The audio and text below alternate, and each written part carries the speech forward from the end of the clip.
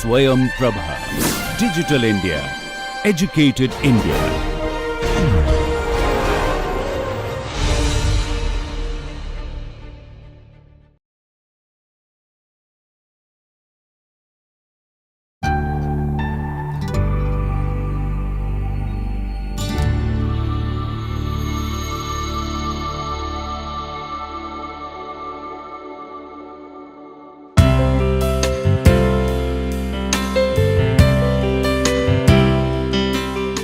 Hello. Last class, in the last lecture we discussed the basic methodology of preparing or formulating a housing strategy. So based on this discussion, today we will discuss that how we take this strategy for a core city or a existing city area, and the next day we will discuss that how the housing strategy could be taken for the new development, how we deal the new development and the new lands or the vacant lands. So before we go to the detailed discussion, let me go for a quick recap of the yesterday's discussion. We told you that the housing strategy formulation has 7 simplified stages which we undertake, and the housing strategy is the exercise which is taken immediately after the master planning exercise. The master plan or a city development plan basically identifies the broad land and finance allocation in a gross level, and that land and finance availability or the gross allocation can be detailed out in the housing strategy exercise, where we are going to identify each land parcel and their development based on the housing the future housing demand, and each of the land parcel will be detailed out on their development control, finance requirement, and their typologies of the housing which will be prescribed exactly. The first stage of the housing strategy is the study for the existing situation. In the existing situation, we discussed that we study the land profile, the housing typology, the finance and the organizations by and large. The second stage is the visioning exercise. In the visioning exercise, we mentioned last day that we develop aims, objective and a broad vision of the housing delivery or the housing provision for the city, and this can be done in a participatory method. In the third stage, we discussed that analysis could be taken, analysis of the land value, analysis of the trend, analysis of the land availability, analysis of the investment possibility. All this analysis will lead to the synthesis of the all data, so that we can match and mix between the demand of the housing typology as per the different housing typology, the demand for the land and the supply, how much land we have, how much finance we have and how much time we have. So this can be mismatched and make and synthesis can be done with a available data. The next stage what we do is the making scenarios. We make different scenarios to differentiate and to compare between the scenarios. We take various parameters like investment, lands, housing development, density, FAR required, the implementation, so many factors we take, and based on the scenarios we select only one scenario, and and based on that scenario we make development various kinds of strategy for old city housing, new housing, a special type of housing, plotted, group housing, cooperative housing, every category of housing typology we make this strategy differently, and that is followed by the action plan. In the action plan we mention the time frame of each typology of the housing, and also we mention that who will develop that particular housing delivery. So this is the broad housing strategy framework or the methodology we discussed. Based on that, we mentioned you that there are two broad difference in the approach or in the context or the study area. One part you will find that in every city there is a city city limit beyond which there are vacant lands are available, and before that limit the city is having existing population, existing housing, existing buildings, and more you go to the center of the city, you find that the city is very much congested, which is very old, and the congestion sometimes we call it as a core city. So, core city housing development or core city development is different than the development takes place in the outskirts of the city, which is for the future new housing. So, that is why we need to discuss differently. So, today we will discuss the core city. So, the first point which we need to discuss is the understanding the core city importance. Now, you will find the older cities which are having a very core areas, congested and compact areas, those are evolved through time, and it has a history. So, it shows the city culture, city traditions and city's morphology, that how the city evolved, and its architecture, its road network, its people, its style, its profile, everything is very important in maintaining that city, that the core city of the housing. Beyond the core city, you will find the second or third layer of the housing development or the city development, which may not be that much compact, which may not be that much congested, but which is having substantial housing development, substantial developments are there with fragmented vacant areas or some vacant land. So, those are also very important, because those kind of housing development came even after the development of the city or inception of the city, but it provided very important land or space for the housing or the shelter for the people, but this needs a different action or different treatment. So, understanding the core city importance in its truest sense, we cannot mark a core city as a very congested one or a very like a slum or like a shabby areas. So, we have to we have to see the core city in its current context, current morphological context, how it is related and how it is important for the city's core. Second is the understanding the issues. Most of the issues in the existing cities, existing built up cities, are the infrastructure stress, because by and large the cities, the core city of the cities are developed throughout the time organically, and organically developed townships, organically developed areas lack fundamental infrastructure, because the people come and build their house without major road. So, over the period of time, on a narrow road or a narrow width of road, you will find that multi-story building or very congested buildings have come up. So, as a result, there are issues like congestion, there are issues like infrastructure stress, there are issues like severe crunch or severe crisis of the infrastructure in terms of water supplies, waste management or sanitation. But on the other hand, you will find that the potential areas or the positive areas of the core cities are its vibrant nature of the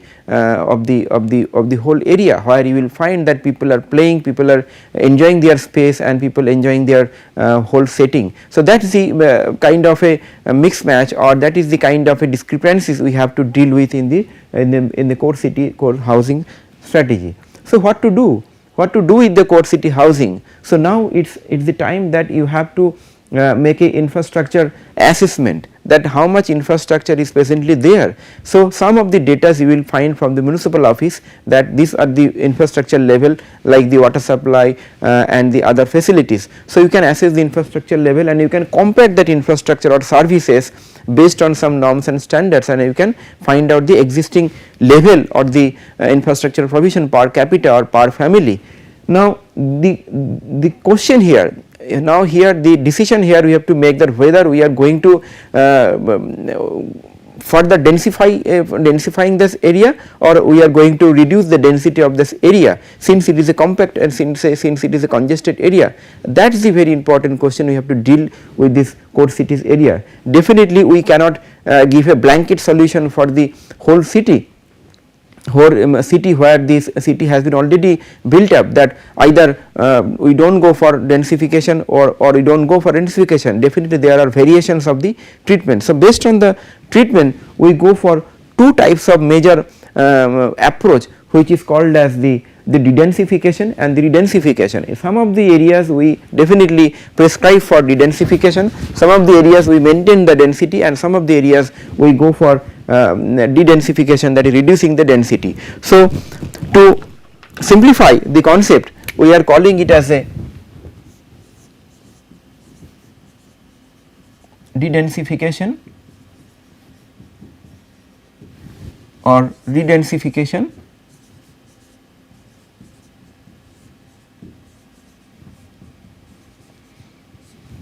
By name you can understand the difference of their meaning. So, de-densification is basically reducing the density.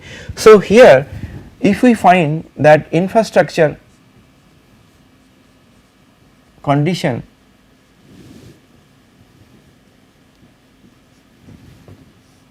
is very much chronic, which is below the norms and the standards, and not only that, it does not have a potential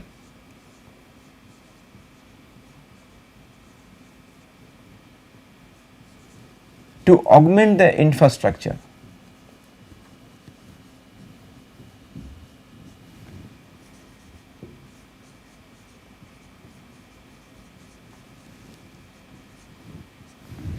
For example, you will find that narrow road, if the narrow roads are there in the old city or the core city housing, you may not find the adequate space for widening the roads. So, how do you prescribe further density to in the narrow road? So, that is not possible. So, assessment of the infrastructure is important, assessment, and after the assessment you have to see the assessment of the infrastructure and assessment of the potential to augment the infrastructure. If both are negative or the chronic or does not give you the suitable solution and suitable assertive responses, then we have to go for de-densification, that is reducing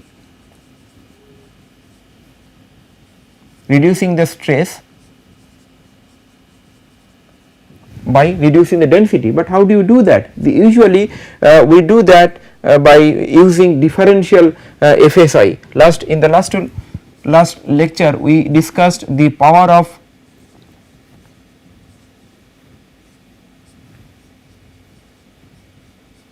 FSI.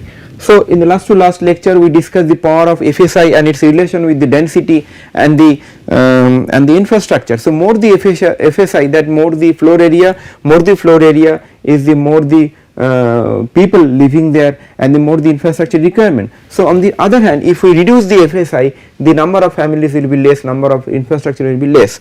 But how to do that? One of the possible solution is that we can provide a blanket solution of the minimum FSI, or we can provide a incentivize or disincentivize development in the core city by encouraging the people to develop outwards. If this is the existing built up area and out of that this is the core city area which is much congested, and beyond the existing built up area there are few more other areas where you have the substantial potential for the future development. So, one approach could be that you reduce the FSI here,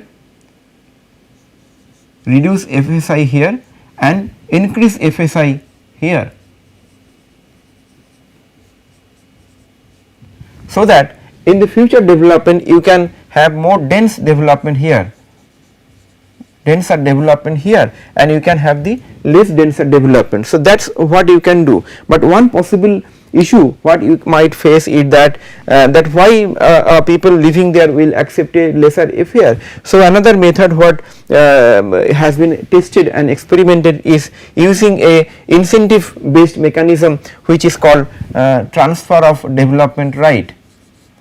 That means you can transfer the FAR from this place to this place. For example, the average FAR in a city, say prescribed city is a 2, and here you are prescribing 1.5, and here you are prescribing 2.5, but since the average FSI is 2, so that remaining 0.5 FSI I can transfer to some of the other plot in the outskirts of the city, and we can go for 3.0 FAR in some other plot. So, transfer of the FAR from one part to another part by using my right to develop in the land with an equity, that is also possible, which is called transfer of development right. So, those kind of mechanism or tools and techniques can be used by the city authority to incentivize development in the outskirts area and to incentivize development in the core city area.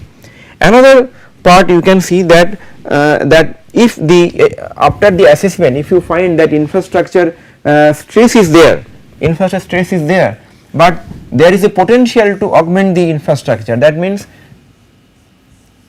definitely stresses are there, but with some intervention you can augment the infrastructure. For example, you can widen some part of the road, you can enhance the capacity of the pipelines to increase the supply of the waters, drinking waters. You can widen the drainage networks, you can widen the sanitary sanitation or the sewerage pipelines and so on. And using this you can, since you can augment the infrastructure, probably you can go for de-densification. For example, if the current existing FAR where the city is core city is having staying, that is maybe 1.0 roughly. So you can go for 1.5, 1 or 2 based on your level of the infrastructure. So from the calculation of the infrastructure, which can be compared with the existing norms and standards, you can prescribe that how much FAR could be permitted as a re-densification strategy. So those kind of prescription is required at the core city level, and at the other points of the other pockets of the land in the existing city level. So each and every pockets of the land parcel need to be given specific proposal in terms of FSI and its modalities, that whether FSI is the uniform or it is the less or more, or how you are making a balance into this. So that is how you are making de-densification. Now in the de-densification exercise, you will find that the already existing area, you will find few more pockets which are developed outside the built up areas. So in the redensification areas, you will find in Indian condition that a substantial area will be covered by the slums and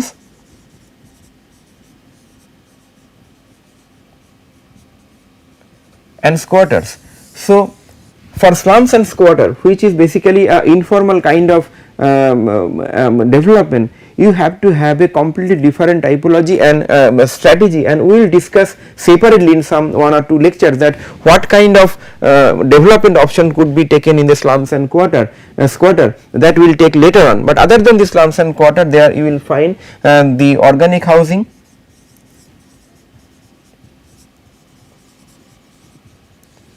or traditional housing,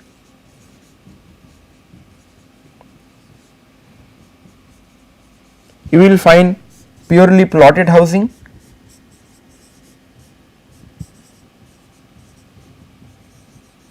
few group housing,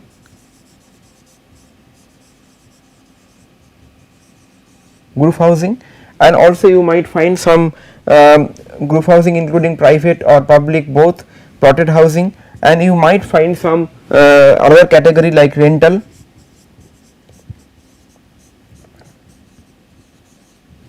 housing.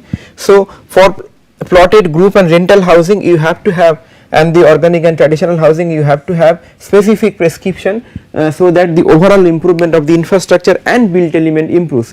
Another important part is that the organic housing and the traditional housing which are developed over the year and which is having the traditional style of the city and the architectural style and architectural tradition, which is bearing the culture of the population in that particular area. So for those kind of area, you have to have a mechanism of kind of renewal and conservation. So we use the word renewal in terms of when you renew the area with the augmented infrastructure, with the augmented facilities and service, so that people get little more extra benefit out of for the facilities. And conservation is mentioned when we want to conserve the existing typologies or existing pattern of the housing, existing style of the architecture, existing style of the culture or the craft in the old city, or the some specific livelihood option which is present in the core city. You might find in some of the cities there old city housing which is which is part of personal, which is extension of their livelihood activities or their cultural activity, having typical development scenario, typical typology of the housing, having typical architectural character. So those kind of housing typology need to be conserved. So those are part of renewal and urban conservation. So we are, so as a part of your exercise, you might get some expert advice of the people who are developed, who are specialized on that. But apart from that, for other plotted housing, group housing or rental housing, you have to take a call that whether you are going to redensify or dedensify for the whole area. So that is the concept which we use. So in this stage, basically we have to earmark the stages, the pockets of the area based on the physical boundary, and on that pockets we have to identify the redensification or dedensification possibility on a existing built up area. So next stage, let us see the next stage. So in the next stage, so after prescribing the broad strategy about the infrastructure dedensification and redensification, you can prescribe the appropriate development controls based on the overall intention of the city, how you would like to see the city for near future. So in terms of the height of the building, in terms of the color code of the building, in terms of the various few other parameters which will basically define the city built up and city extent, that how the city will look like in the future.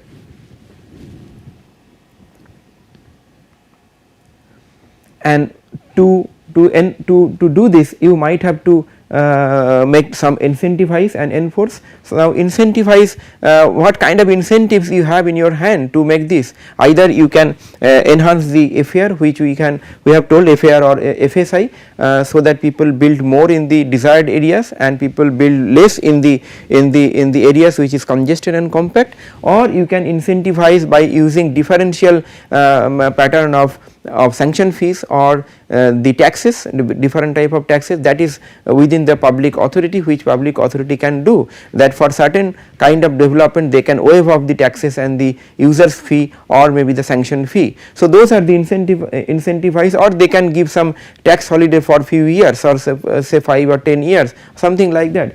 And not only that, wherever the even after incentivize or disincentivize, you need to enforce it.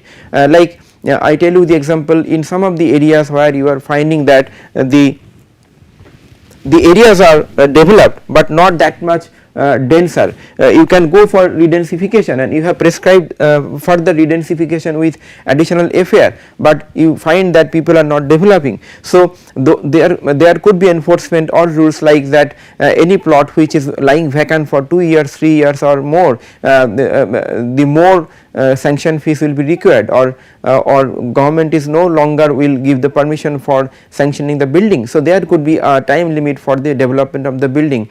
Secondly, after getting the sanction, there could be a time limit for the construction of the building for a given period of time. So those kind of enforcement is also required by the government authority. So in this lecture we discussed the how we deal the core city housing as a whole. So in the core city housing, basically we discussed that there are two broad areas. One is absolutely inner core areas which is congested and which is having the organic and the traditional housing areas, and beyond that areas there are areas which is developed after the development of the city, and which is also a built up area, already developed area, but having a mix of compact, less compact or medium compact areas. So for those kind of areas we need to take different kind of strategies. So we started this discussion with the essence of understanding the core city importance, how it evolved, its importance in the history, culture and the people, how it is related with the history of the city and the region, and to understand its culture or its essence in a current context. Then understanding the issues, most of the issues are related to infrastructure, physical and social infrastructure. We have seen that in many cities the core city housing lack severe infrastructure in terms of the social and community facility. They do not have the open space, they do not have the areas for children's playing, they do not have the areas for the senior citizens to stay to sit and spend time. So, one of the major crucial element in this exercise is that how we can augment those kind of community spaces apart from the physical infrastructure which we discussed. Then understanding and assessing the issues, then the assessment of the infrastructure stress and holding capacity.